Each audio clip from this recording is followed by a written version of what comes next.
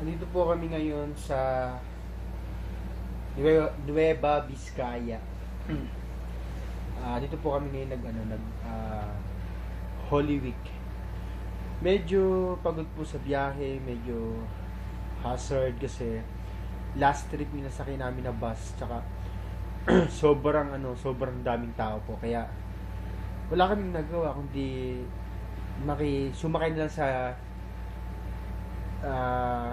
chance passenger sa fully booked yung biyahe niya. Kaya kahit na ipagsiksikan, okay na para makarating lang dito kasi sobrang sobrang daming tao, tsaka napakahirap. Fully book po talaga. Medyo na-hazard lang kami sa sa biyahe kasi sobrang sikip at hindi ka makagalaw at tsaka hindi ka makatulog. Lima po kami nagbiyahe dito. Yung inupuan namin sa likod, pang-apatan lang, pero 5 kami pinagkasya na yung mga sarili namin. Sobrang hazard talaga, pero okay lang, at least nakarating na kami dito ngayon. Ito na po, dito na kami sa Vizcaya. Sana mag-enjoy kami dito. At yung mga hindi nakasama, sorry na lang sa inyo. Mag-enjoy kami dito. Na si Nika, hindi nakasama si Nika. Sino pa ba? Si Dave sana, hindi nakasama si Dave eh. Malungkot nga si Jason ngayon, hindi nakasama si Dave. Sabi ni Jason, dito lang siya maghahanap ng kanyang makakasama.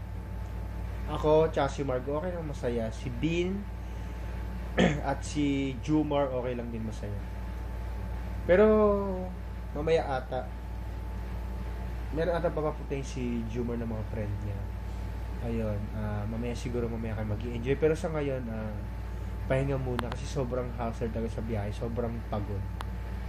Kaya yun lang. Enjoy na lang kami. Ganda dito, grabe. Sobrang ganda. Talagang pag nandito ka, para magkakaroon ka ng peace of mind. Parang lahat ng problema mo sa Manila mawawala. Kahit paminsan-minsan, di ba, pwede ko na. Paminsan-minsan, outing or rest para mawala yung toxic problema na iniwan mo sa Manila. Kasi alam ko naman, ang problema dapat hindi yan hindi siya iniisip, dapat kinakalimutan or tinatawanan. Ay, hindi ko naman masasabing kinakalimutan. Hindi mo pwedeng kalimutan yung problema mo. Kailangan lang siyang tawanan kasi lahat ng tao may problema, kaya problema pala. Kaya yun lang. Basta mag-enjoy kami dito. Enjoy na kami. Bye.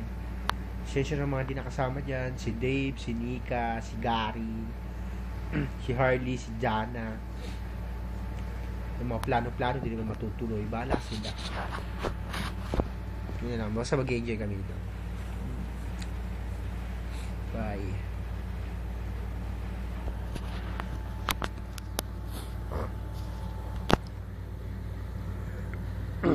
Ito po yung loob ng room. Napakaganda. Parang ayoko na may sama niya. Parang gusto ko nang tumira nga dito eh. Ang ganda oh.